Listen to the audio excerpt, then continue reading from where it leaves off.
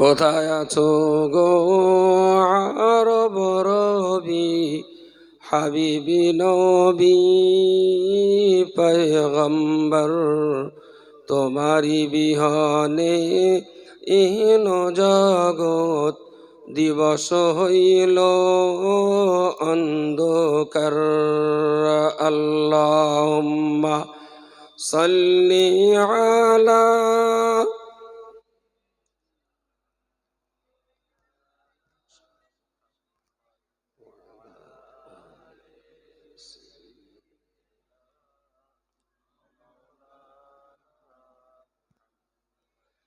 কোথায় আছো বিশ্ব গোলাপ হাসর দিনের কান্ডারি,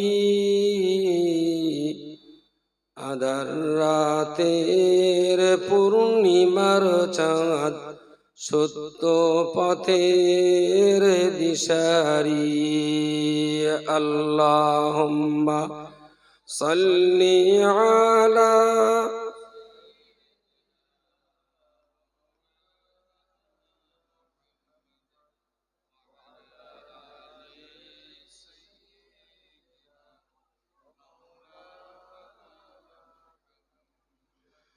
কোথায় আছো বিশ্ব নেতা জগত পিতা আল আমিন, তোমারি প্রশংসায় গাহিলেন স্রষ্টা রহমাতাল লিল আলামিন। আল্লাহুম্মা সাল্লি আলা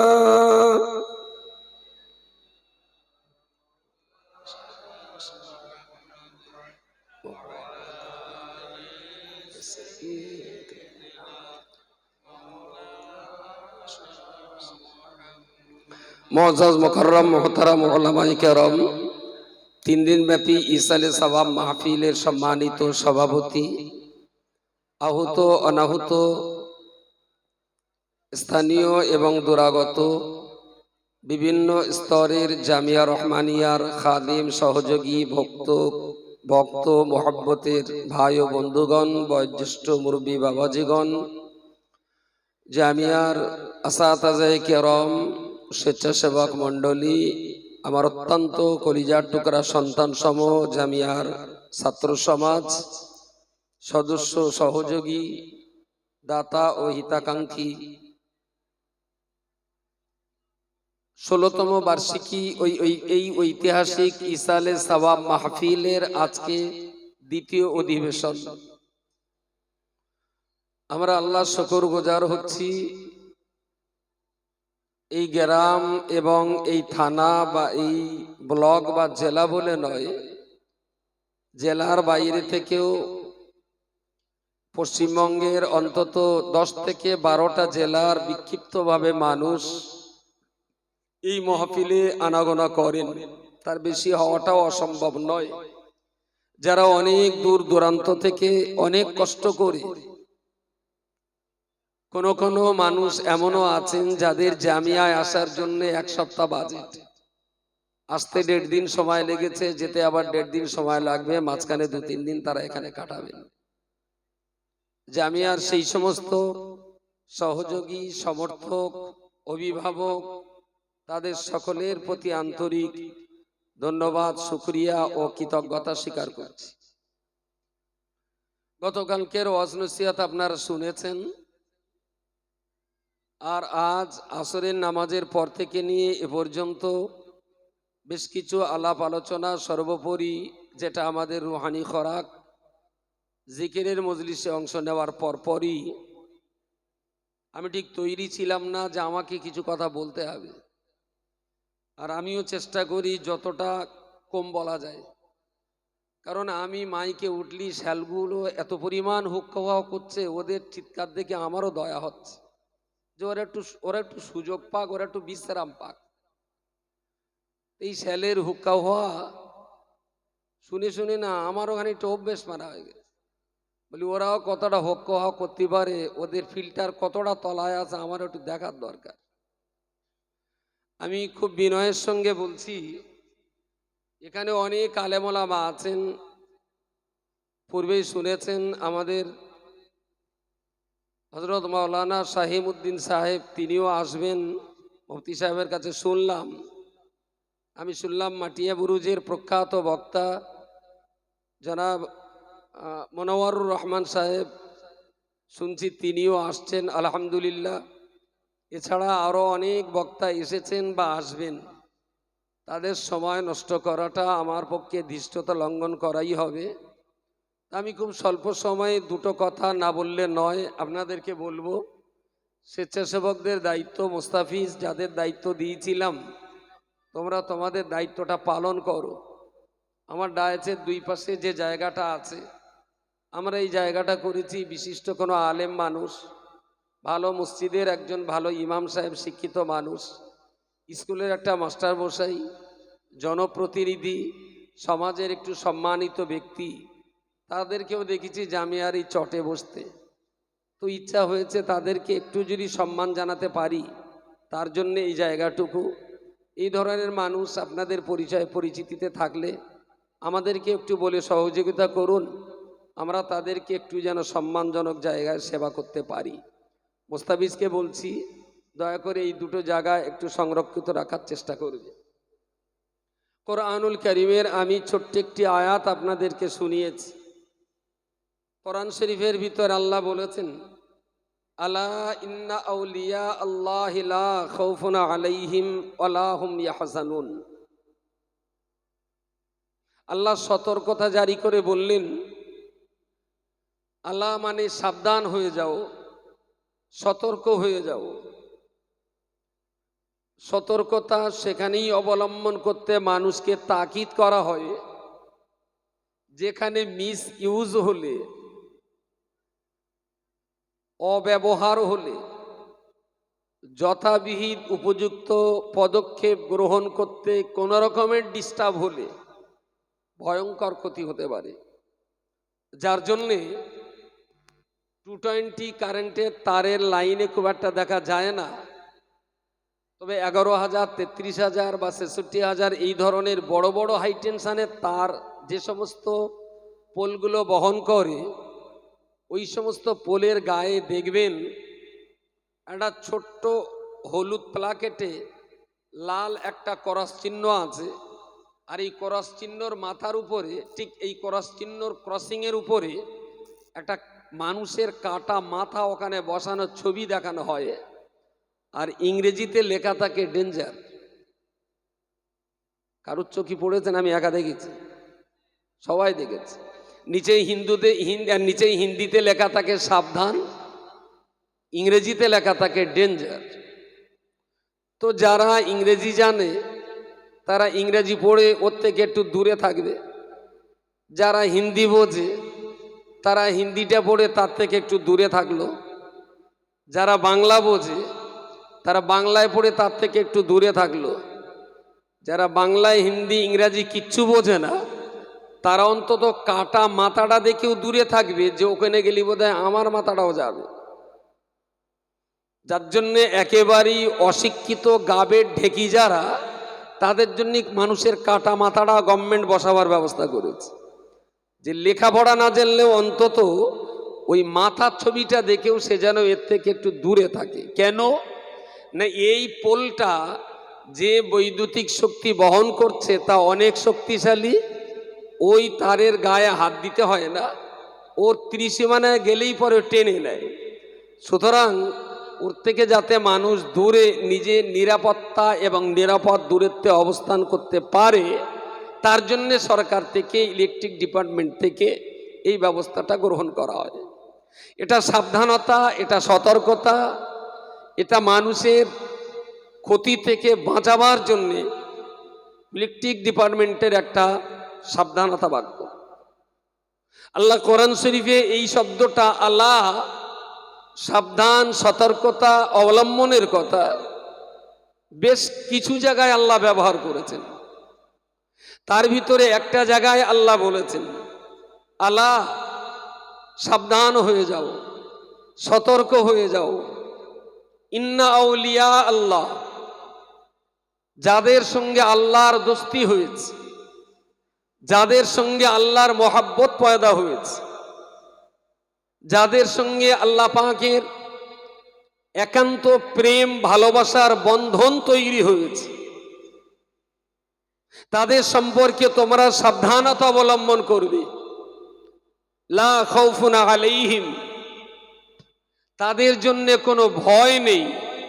ওয়ালা হুম ইয়াহজানুন, এবং তাদের দুশ্চিন্তা করারও কোনো কারণ নেই। বলুন সুবহানাল্লাহ।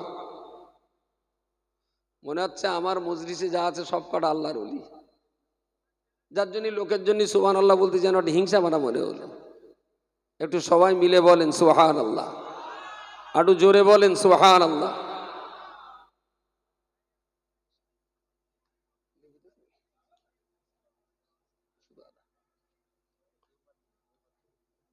তো কেন এই কথাটা বললাম? যে যাদের ক্ষেত্রে স্বয়ং আল্লাহ বলেছেন এই দলটার কোনো ভয় নেই, এই দলটা দুশ্চিন্তা করার কোনো কারণ নেই, এই দলটা সম্পর্কে আল্লাহ সাধারণ জনগণকে সতর্কতা জারি করে বললেন, এদের সম্পর্কে তোমরা সাবধান থাকবে, এদের সম্পর্কে তোমরা সতর্ক থাকবে।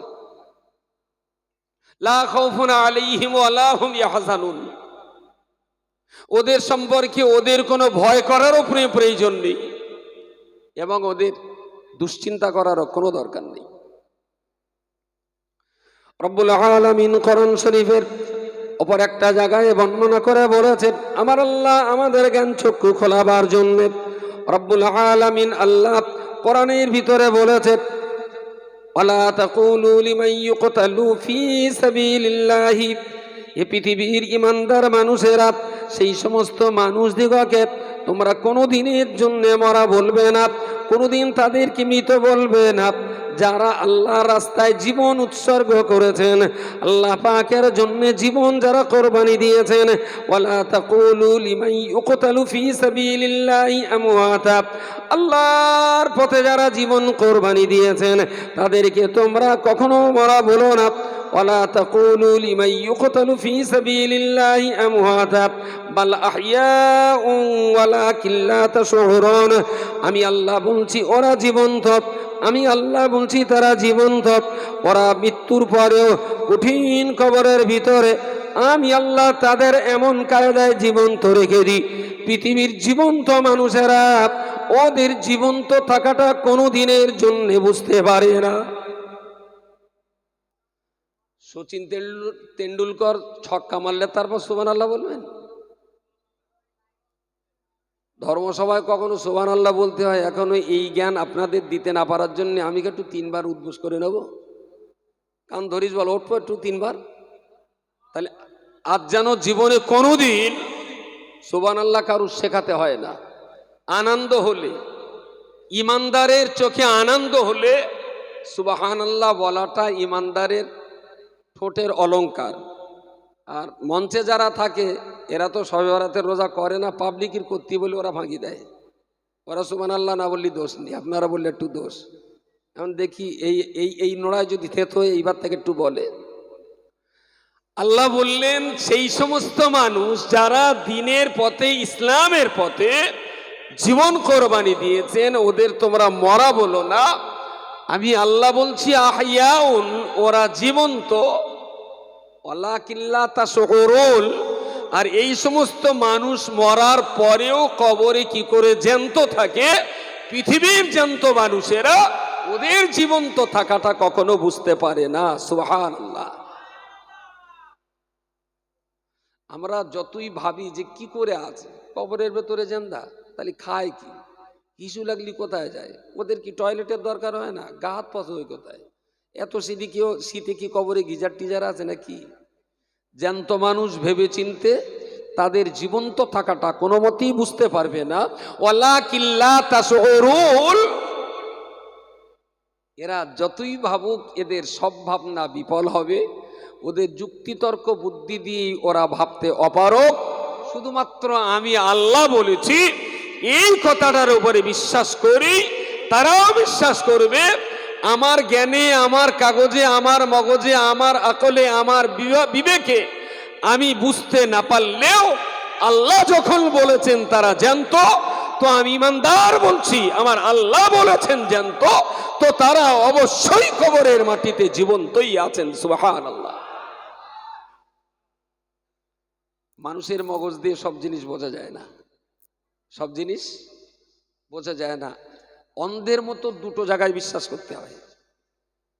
আমি একবারও বলবো না যে আপনি আমাকে অন্ধের মতো বিশ্বাস করুন, আমি একবার বলবো না ওলি আল্লাহ গৌস কুতুব সুফি দরবেশ ইমাম মুয়াজ্জিন খতিব মুসল্লি ডাক্তার মাস্টার ইঞ্জিনিয়ার এদের কাউকে অন্ধের মতো বিশ্বাস না করলে ঈমান যায় না। কিন্তু আল্লাহ আর আল্লাহর নবীকে অন্ধের মতো বিশ্বাস না করলে বেঈমান হতে হয়।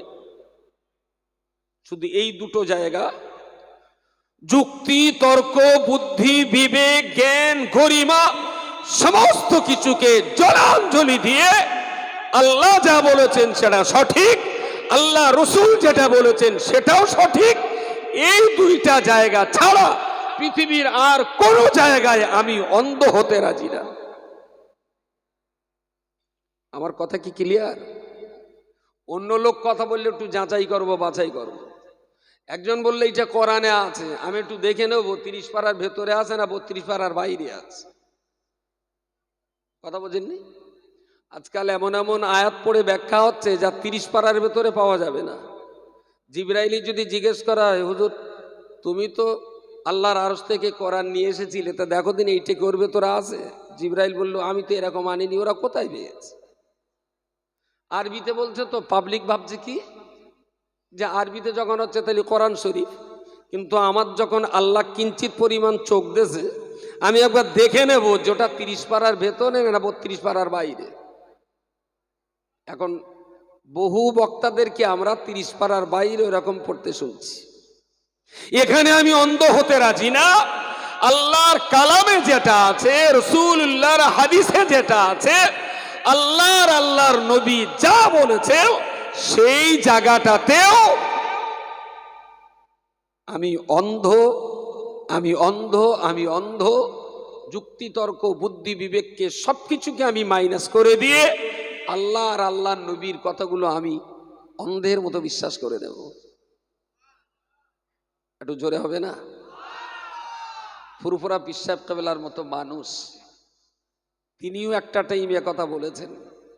আমার ভক্ত মুরিদ আলেম ওলামাগণ অনেকে অনেক কিতাব রচনা করেছেন। সেই সমস্ত কিতাবের যে সমস্ত বিষয়গুলো শরীয়তের মানদণ্ডে আছে সেগুলো আপনারা মানিবেন, যেগুলো শরীয়তের খেলাফ হয়েছে সেগুলো আপনারা মানবেন না। তাহলে দাদা হুজুর কেবলাও কিন্তু কোনো আলেম ওলামার কাছে অন্ধ হতে বলেননি, অন্ধ হতে বলেননি। চোখ আছে, দেখে নাও। রব্বুল আলামিন আল্লাহ কোরআন শরীফের উপর একটা জায়গায় বলেছেন, ওয়ালা তাহসাবান্নাল্লাযীনা কুতিলু ফী সাবিলিল্লাহি আমওয়াতা বাল আহইয়াউন ইনদা রাব্বিহিম ইরযাকুন।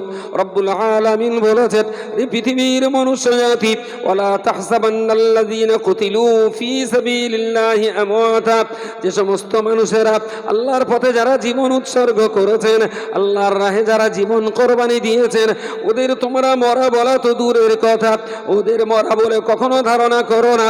ওরা মরা এই ধারণাটুকু কখনো তোমরা করো না। মরা তো কখনোই বলবে না, মরা বলে কখনো ধারণাও করতে পারো না। বাল আহইয়াউন, আমি আল্লাহ বলছি, আমার জমিনের মাটির কবরের ভিতরে আমি আল্লাহ তাদের জিন্দা রেখেছি। শুধুমাত্র তাদের জিন্দা রাখি নাই, বরং আল্লাহ এটাও বলে দিলেন ইনদা রাব্বিহিম ইরযাকুন। পৃথিবীর মানুষ তাদের মরা বলেছে, ওদের শ্বাস নিঃশ্বাস বন্ধ হয়ে গেছে, চলাফেরা দুনিয়ায় বন্ধ হয়ে গেছে। পৃথিবীর জমিনে তাদের চলাফেরা শ্বাস নিঃশ্বাস কর্মকাণ্ড বন্ধ হয়েছে বলে দুনিয়ার ইমানদার মুসলমানেরা তাদের গোসল দিয়েছে, কাফন পরিয়ে জানাজা নামাজ পড়ে দাফন করে দিয়েছে। আমি আল্লাহ বলছি, দুনিয়ার শ্বাস প্রশ্বাস চলাফেরার কাজকর্ম বন্ধ হলেও আমি আল্লাহর সাথে আমার ওই সমস্ত ওলি বান্দাদের আত্মিক সম্পর্ক কখনো বন্ধ হয়নি। তাই পৃথিবীর মানুষ তাদের মরা বলেও কবরস্থ করে দিলেও আমি আল্লাহ পাক রব্বুল আলামিন বলছি ইনদা রাব্বিহিম ইরযাকুন, জগতের মানুষ তাদের কবর দিয়েছে, আমি আল্লাহ পাক রব্বুল আলামিন ওই সমস্ত আল্লাহওয়ালা বান্দাদের কবরের ভিতরে আমার পক্ষ থেকে রুটি রুজি রেজেক দিয়েই আমি আল্লাহ কবরের মাটিতে তাদেরকে খাইয়ে থাকি। ইনদা রাব্বিহিম ইরযাকুন, আল্লাহর পক্ষ থেকে তারা রিজিক পায়। কাদের জন্য? ইসলামের জন্য যারা জীবন কোরবানি দিয়েছেন, ইসলামের জন্য যারা জীবন উৎসর্গ করেছেন। একেবারেই সরাসরি কোন শহীদ বান্দার কবর বলতে যেটা আমরা দেখেছি, যারা হাজী সাহেব মক্কা শরীফে মদিনা শরীফে যান তারা একেবারে সরাসরি সৈয়দুস শুহাদা হযরতে হামজা রাদিয়াল্লাহু আনহুর কবর তারা জিয়ারত করার সুযোগ পান। আরো অনেক শহীদ আছে, তার পাশেই রয়েছেন মুসআব বিন উমাইর রাদিয়াল্লাহু আনহু। এই সমস্ত ওলি আল্লাহদের মাজার বা শহীদ বান্দাদের মাজার জিয়ারত করার সুযোগ হাজী বান্দাদের নসিবে হয়। যারা দেশ সফর করেছেন তারা পৃথিবীর হয়তো বা আরো অনেক অনেক শহীদ বান্দাদের কবর জিয়ারতের সুযোগ পেয়েছেন। আমাদের থেকে অনেক আগে আমাদের কাছাকাছি হাড়োয়ার সৈয়দ আব্বাস আলী গাজী রাহিমাহুল্লাহ, তিনি ইসলামের বাতি জ্বালাবার জন্যে শাহাদাত বরণ করেছিলেন, তার মাজার হাড়োয়াতে আছে। তো এই ধরনের শহীদ বান্দা যারা ধর্মযুদ্ধে ইসলামকে জিন্দা রাখার জন্যে শত্রুদের মোকাবেলায় ইসলামের ঝান্ডাকে উঁচু রাখতে যে যারা শাহাদাত বরণ করেছেন, মৃত্যুবরণ করেছেন, তারা অমর হয়ে রয়েছেন, অমর হয়ে রয়েছেন। ফুরফুরা শরীফের দাদা হুজুর পীর কেবলা রাহিমাহুল্লাহকে আমরা শহীদ বান্দা বলি না, তিনি যুগশ্রেষ্ঠ মুজাদ্দিদ ছিলেন। বসিরহাটের বড় মাওলানা আল্লামা রুহুল আমিন রহমাতুল্লাহ আলাইহিকে আমরা শহীদ বান্দা বলে জানি না, তবে তিনি কলম চালিয়ে জাতিকে ঈমান আর ইসলামের পথে ঠিক রাখার জন্যে পীর সাহেব কেবলার নির্দেশ ক্রমে 152 খানার অধিক কেতাব লিখে আজও রুহুল আমিন সাহেব তার কেতাবের মধ্য দিয়ে আমাদের মাঝে জিন্দা রয়েছেন। সুবহানাল্লাহ। বৈশাখজুরি কেতাবগুলো পড়লে আজও মনে হয় তিনি জীবন্ত আছেন। এনাদেরকে আমরা শহীদ বলতে পারছি না, ধর্মযুদ্ধে তারা মৃত্যুবরণ করেননি, তাদের ইন্তেকাল ধর্মযুদ্ধে হয়নি, স্বাভাবিকভাবে ইন্তেকাল হয়েছে। তবে আল্লাহর বান্দা বলে রাখুন, ফুরফুরা শরীফের মুজাদ্দিদুজ জামান কুতুবুল আলাম আলা হযরত মরহুম মাগফুর আবু বকর সিদ্দিক আল কুরাইশি রাহমাতুল্লাহ আলাইহি, তিনি আমাদের দেশের বাংলা ভাষাভাষী মনুষ্য জাতির মাঝখানে আল্লাহ পাক রব্বুল আলামিন তাকে মুজাদ্দিদ করে পাঠিয়েছিলেন। বাচ্চা বয়সে দাদা পীর কেবলার আম্মা জান পরিবারের মানুষজনেরা ফুরফুরা দাদা হুজুর পীর কেবলাকে ব্রিটিশ ইংরেজের কেজি স্কুলে ভর্তি করেছিলেন। দিনের শিক্ষা দেওয়ার পূর্বে, ইসলামের জ্ঞান দেওয়ার পূর্বেই তাকে ব্রিটিশ ইংরেজের ইংরেজি শিক্ষার স্কুলে ভর্তি করা হলো। পীর সাহেব কেবলা একদিন মায়ের কোলজুড়ি ঘুমিয়ে আছেন। দাদা পীর কেবলার বয়স তখন মাত্র 4 বছর। 4 বছরের বাচ্চা ছেলেটা দাদা পীরের মাম্মা, দাদা পীরের আম্মা মুহাব্বাতুন্নিসা রাহমাতুল্লাহ আলাইহা ওনার বুক জড়িয়ে শুয়ে আছেন। গভীর রাত্রিবেলাতে পীর সাহেব কেবলা শিশু বাচ্চা ছেলেটা আচমকা কান্নায় চিৎকার করে উঠলেন। মায়ের ঘুমটা ভেঙে গেল, বাচ্চাটাকে বুকের মাঝখানে জড়িয়ে ধরে কান্না থামাবার চেষ্টা করছেন। বাচ্চা ছেলে আমার কোনো মতেই কান্না বন্ধ করছে না। বাবা, তোমার কি কোনো পোকামাকড় কামড়েছে? উনি বললেন না। তোমার কি ক্ষুধার কষ্ট হচ্ছে?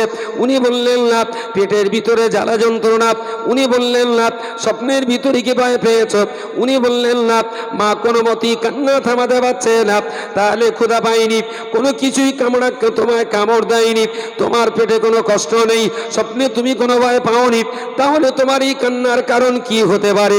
দাদা পীর কেবলা 4 বছরের বাচ্চা ছেলেটা আবু বকর তার মায়ের কোল জড়িয়ে গলা জড়িয়ে বললেন, আম্মু আমি আজ রাত্রিবেলাতে আপনার বুক জড়িয়ে আমি ঘুমিয়েছিলাম, গভীর ঘুমের ভিতরে আমি আচ্ছন্ন ছিলাম, হঠাৎ করে স্বপ্ন যোগে দেখতে পেলাম আমাদের গ্রামে একজন মাইয়িত হয়েছে, তার জানাজা নামাজ পড়া হবে। আমি শুনতে পেলাম এই জানাজার ইমামতি করবেন দিন ও দুনিয়ার বাদশা সাইয়্যিদানা নবিয়ানা মুহাম্মদুর রাসূলুল্লাহ সাল্লাল্লাহু আলাইহি ওয়াসাল্লাম, তিনি জানাজার ইমামতি করবেন। আমি আর কালাম বিলম্ব করলাম না, আমিও তার পিছনে জানাজা নামাজ পড়ার জন্য জানাজার কাতারে দাঁড়িয়ে গেলাম। আমার মনে একটু ইচ্ছা হলো, নবী পাক যখন এই জানাজার ইমামতি করবেন, আমি 4 বছরের বাচ্চা ছেলেরা আমি যে কোনো উপায়ে রাসূলুল্লাহর সঙ্গে একটু সাক্ষাৎ করব।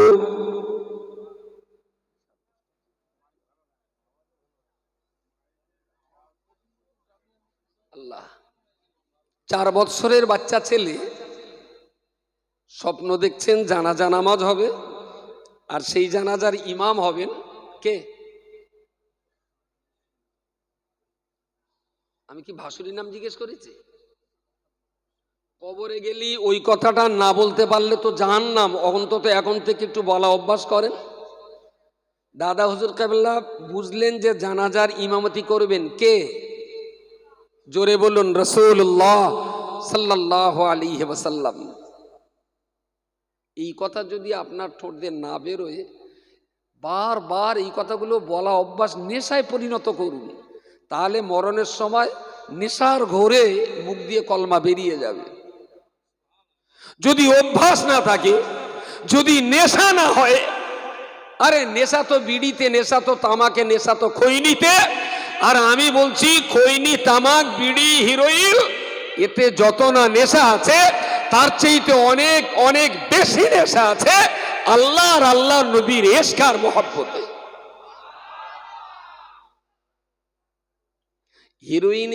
হিরোইনের নেশা ছাড়ানো যতটা সহজ, বাকায়দা একজন নামাজির নামাজ ছাড়ানোটা অতটা সহজ না। আমার কথা বলা যায়নি? একজন বাকায়দা নামাজিকে, যিনি 14 বছর 12 বছর থেকে নামাজ ধরেছেন, 70 বছর পর্যন্ত নামাজ পড়েছেন, এরকম একটা নামাজি লোককে বলবেন তিনি 5 দিনে একদিনের 5 ওয়াক্ত নামাজ ছাড়ুন, 1 লাখ টাকা দেবো, ছাড়ে কি? আমার কথা বোঝা যাচ্ছে? নামাজি লোকের 1 লাখ টাকা দিলে একদিন নামাজ বন্ধ করবে বলে মনে হয়? হিরোইনকে, হিরোইন খোরের 1 লাখ টাকা দেবেন, বলবেন ঠিক আছে 24 ঘন্টা খাবো না। নেশা বেশি কার? নেশা বেশি কিসের? ওই সালে আবার হুক্কা বাবা করবেন, বলবেন কত বড় কাফেরের বাচ্চা দেখেছো, নামাজ আর হিরোইন এক করে দিস। ওরা যে এত বুদ্ধি নিয়ে রাত্রি ঘুমোয় কি করে, আমি ওই টেনশনে পাগল হয়ে যাচ্ছি। 1.5 কিলো মাথা, 1.5 কুইন্টাল বুদ্ধি, বিশাল বুদ্ধি। এই বুদ্ধি নিয়ে ওরা ঘুমোয় কি করে? পীর সাহেব কেবলা বললেন, শুনলাম নামাজে একজন মারা গেছেন, জানাজা হবে, আর ইমামতি করবেন রাসূলুল্লাহ সাল্লাল্লাহু আলাইহি ওয়াসাল্লাম। বললেন কাতারে দাঁড়ালাম, মনে হলো হুজুর যখন এই জানাজায় এসেছেন, আমাকে তো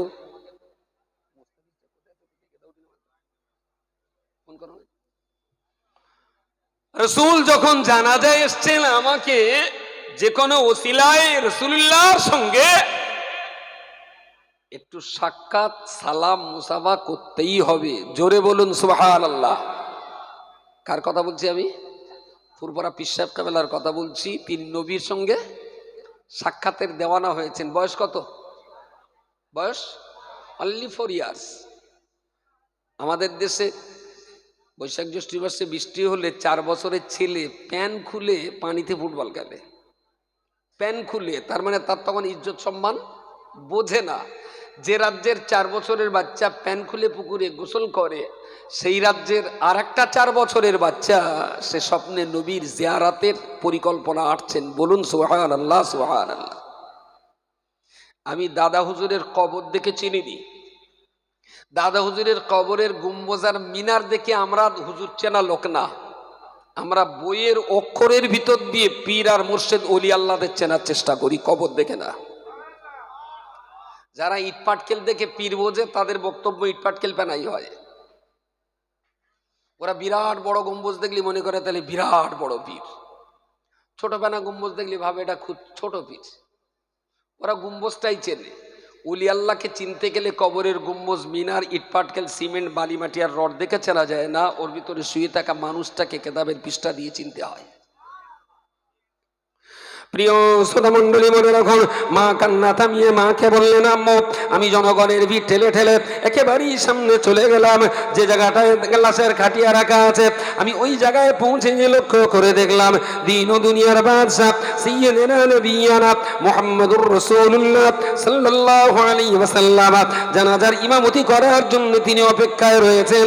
আমি একেবারেই রাসূলুল্লাহর সামনে যে বিশ্বনবী মুহাম্মদুর রাসূলুল্লাহর চেহারার দিকে তাকিয়ে আমি একটু আওয়াজ করে বললাম, আসসালাতু ওয়াসসালামু আলাইকা ইয়া রাসূলুল্লাহ। আমি যেই না নবীকে সালাম করলাম, নবী আমার থেকে মুখটা ঘুরিয়ে নিলেন অন্যদিকে। আমি মনে মনে বড় কষ্ট পেলাম।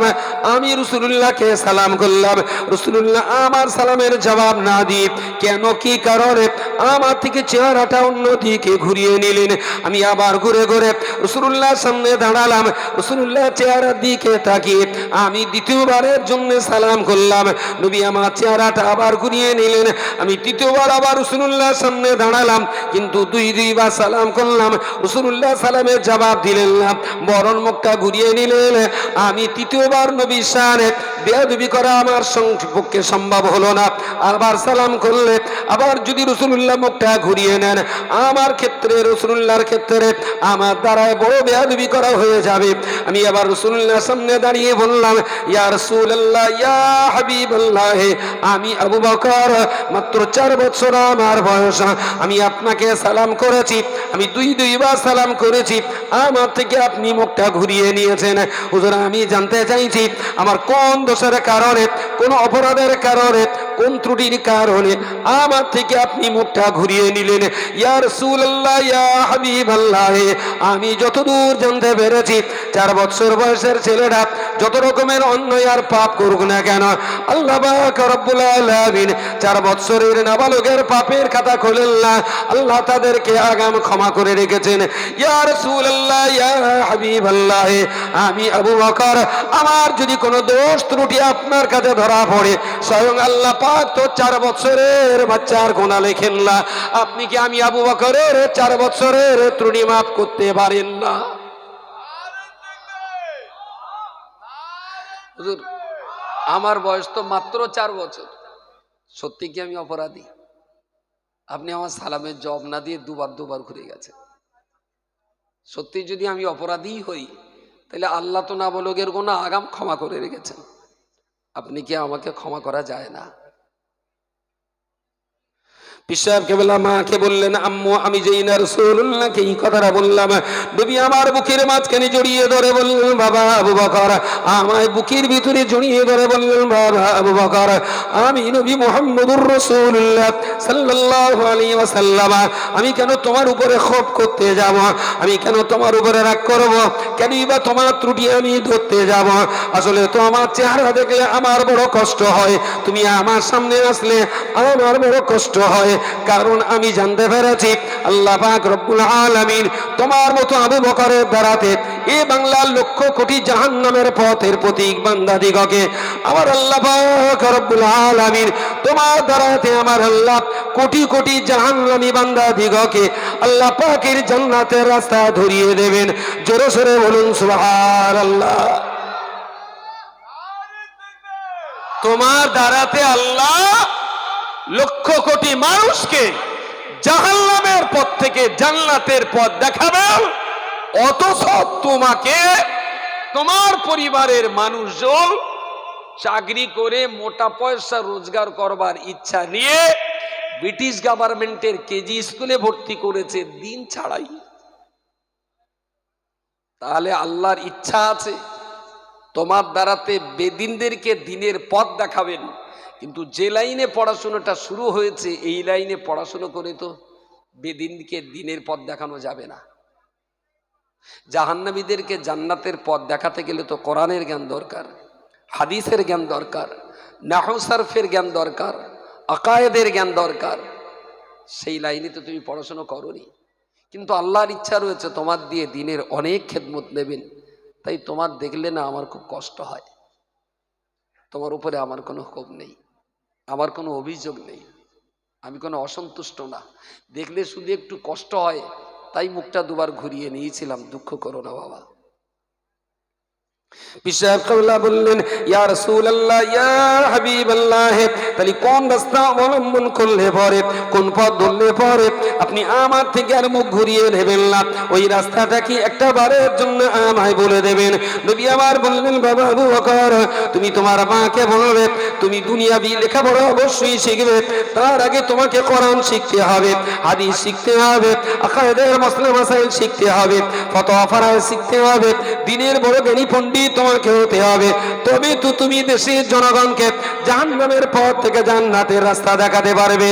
আল্লাহর বান্দা মনে রাখুন, বললেন পিসাব কাবলা বললেন, ওই রকম অবস্থাতে আমার ঘুমটা ভেঙে গেল। ও আম্মু, আমি আপনার কাঁদছিলাম অন্য কোনো কারণে নয়। আমার কান্নার একমাত্র কারণ হলো আপনারা আমাকে ব্রিটিশ গভর্নমেন্টের কিন্ডারগার্টেন স্কুলে আমায় ভর্তি করে দিয়েছেন। আমি নিশ্চিত ওই জ্ঞান অর্জন করতে পারি, তবে রাসূলুল্লাহর পরামর্শ মতো আমাকে কোরআনের তাফসীরের জ্ঞান অর্জন করতে হবে, নবীর পরামর্শ মতো হাদিসের জ্ঞান আমায় অর্জন করতে হবে, রাসূলুল্লাহর পরামর্শ মতো ইলমে আকিদার জ্ঞান অর্জন করতে হবে, নবীর পরামর্শ মতো উসুল আর উসুলে হাদিসের জ্ঞান আমায় অর্জন করতে হবে, রাসূলুল্লাহর পরামর্শ মতো ফারায়েজ এবং ফতোয়ার জ্ঞান আমায় অর্জন করতে হবে। আমি আগামী কাল থেকে আর কেজি স্কুলে পড়তে যাব না।